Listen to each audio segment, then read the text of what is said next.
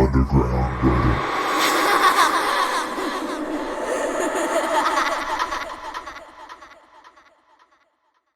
When I started out as a rookie, no one had told me a lot about the job in terms of weird things that could happen.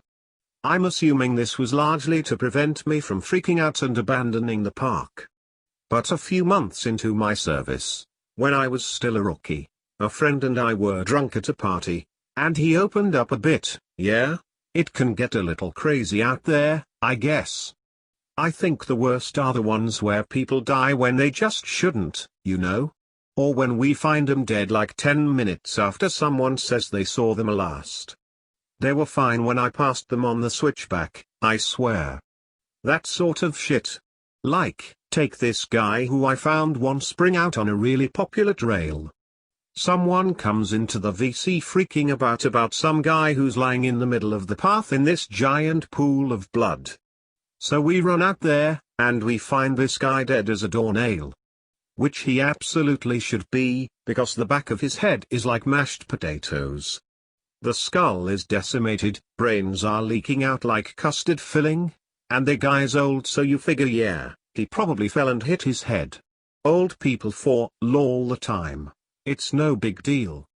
Except that this area where he fell doesn't have any big rocks.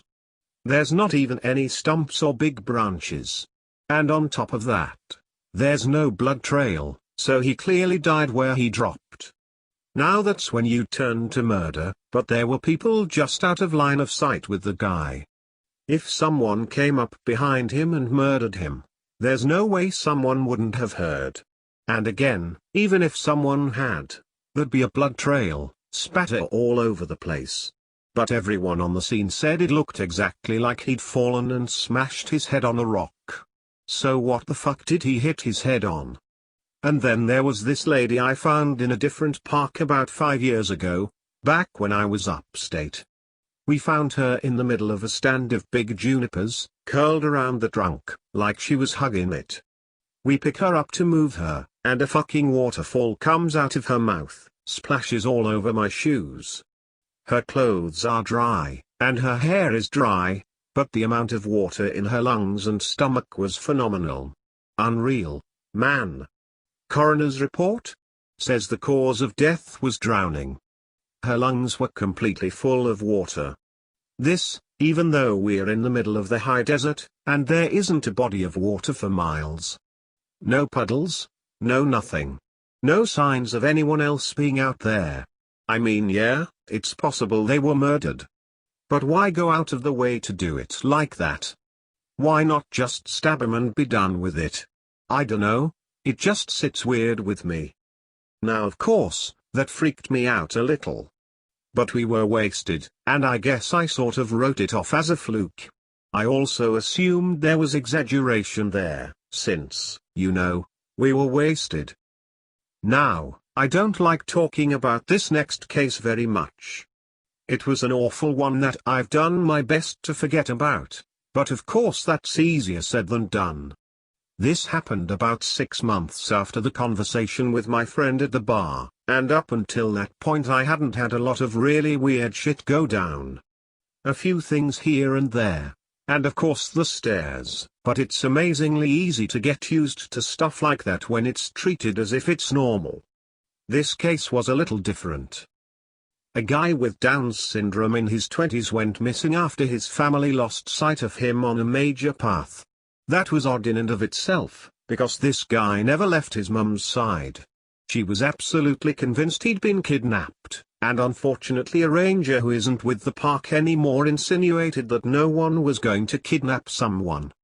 Well, with that kind of disability. Not very tactful, to say the least. We wasted a lot of time trying to calm her down enough to get information about him, and then we put out an official missing persons call.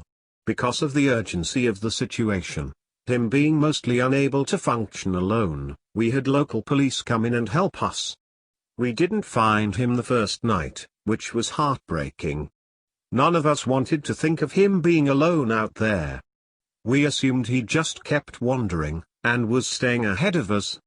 We brought out Hollies the next day, and they spotted him in a little canyon.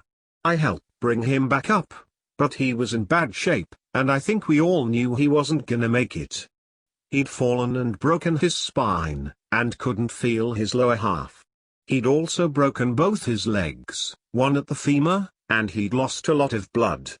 He was confused and scared while he was alone, so he'd probably exacerbated the injuries by dragging himself a little ways.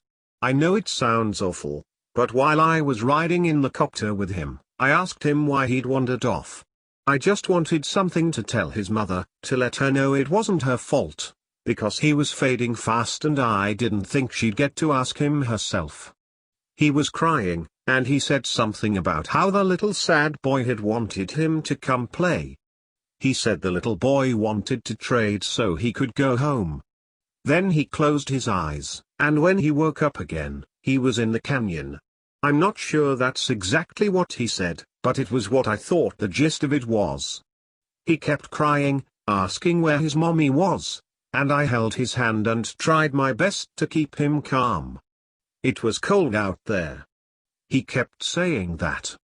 It was cold out there. My legs was frozen. It was cold out there. It's cold in me. He was getting even weaker, so he eventually stopped talking, and he closed his eyes for a while.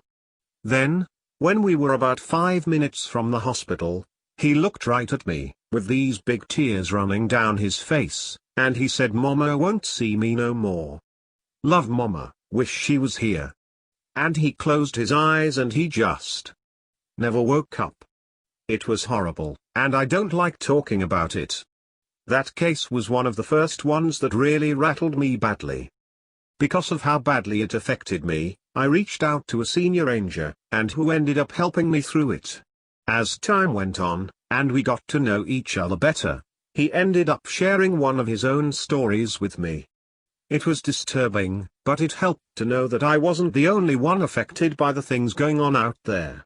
I think this must have happened before you got here, because I think if it had happened while you were here you'd have remembered it.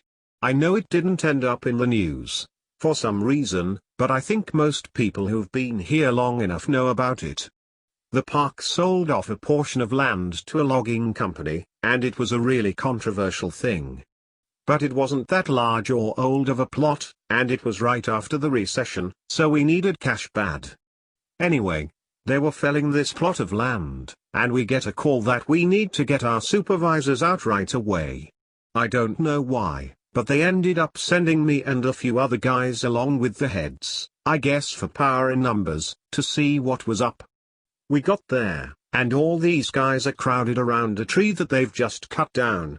They're all pissed off and freaking out, and the foreman comes over and says he wants to know what we think we're up to. What the hell you all think this is? Some kinda sick joke? You've got a lot of fucking nerve pulling this shit. We bought this land fair and square. Well, we don't know what the hell he's talking about, so he brings us over to this felled tree and points at it and tells us that when they cut it down, it was just like this, and they'll be damned if they put it there. The inside of the tree was all rotted out and hollow in one spot, and when they'd cut it down it had exposed that chamber, and inside it is a hand. Like a perfectly severed hand. And looks like it's actually fused with the inside of the tree. Well, now we think they're pulling a joke, so we tell them that we don't like being fucked with, and we start to leave, but they tell us they've already called the cops, and that they'll go right to the media if we don't stick around. Well, that gets their heads' attention, so they stick around and talk to the police about it. Everyone is denying that they put the hand in there, and besides, how would anyone have even done it? It's clearly a real hand, but it's not mummified or skeletal. It's brand new, probably not even a day old. And it is definitely fused with the wood, you can see that it's coming right out of it. The loggers, they insist that they didn't put it there. Somehow, this fresh human hand ended up fused to the inside of this living tree. The cops have them cut up that section of tree into a movable chunk. Then they take the hand away, and the area is closed off. There was a pretty big investigation, but I know they didn't get any answers. Now it's become this legend, and as far as I know we haven't sold any more property for logging. As you all know, I went to a training seminar recently, and heard some amazing and horrible things there. One of the guys I talked to while I was there told me a story when we were all around the campfire one night. We were both pretty drunk. You'll see a pattern here, and we were swapping stories. He told me this one, me and another guy were out on a field search because some campers reported screaming noises at night. So we head out there to look for whatever fucking mountain lion has wandered into the area, and I'm pissed. We've had 3 of them show up in the camping areas that year alone, and I'm getting tired as hell of constantly having to deal with them. Plus, I just don't like them anyway. They're a pain in the ass and they're loud and they scare the shit out of me. Fucking cats. Pieces of shit. I'm groaning about it to the guy I'm with and he thinks it's a real fucking riot. So we're seeing all these broken branches and what look like dens, and we're pretty sure we know where this thing is. I call in and they tell me to confirm if possible, which just means they want you to step in a big pile of shit and use that as proof. I'm not seeing any, though, so I basically just tell them to shove it. I'm done. We know that damn thing's out here somewhere, even if I'm not stepping in its shit or inside its mouth or whatever. Guy I'm with wanders off to take a piss or whatever, and I stay behind watching this little burrow under a tree to see if maybe a fox or something is living under it, 'cause I love foxes, man, they're cute as hell. But anyway, I'm watching this tree and I start hearing branches crackling and it's coming from the direction my partner went opposite of. Now I've got my pistol, but you and I both know that's not gonna do shit against a cat. I cock it and holler for my partner to get his dumb ass back, but he's too far and he can't hear me.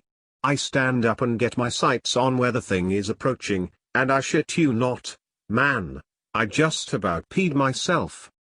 This guy is coming toward me, and he's backflipping through the fucking woods.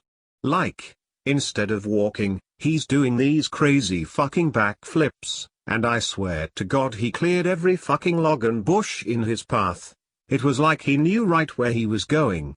I yell at the guy to stop right where he is, that I'm pointing a gun right at him, but he keeps coming, and I just kinda lost it.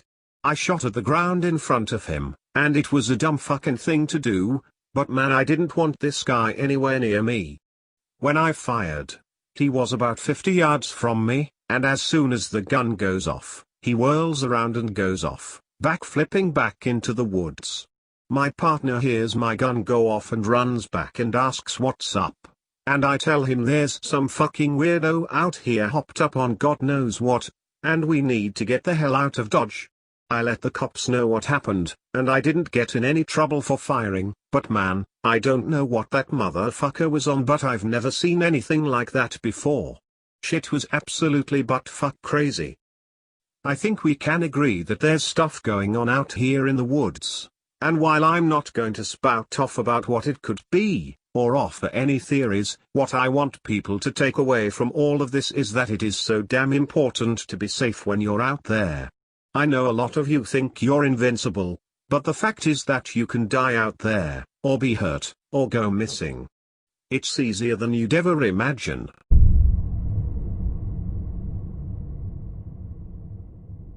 Thank you for watching my video. I would really appreciate it if you would leave any feedback on how I can improve my videos. Don't forget to subscribe so you never miss any of these spooky stories.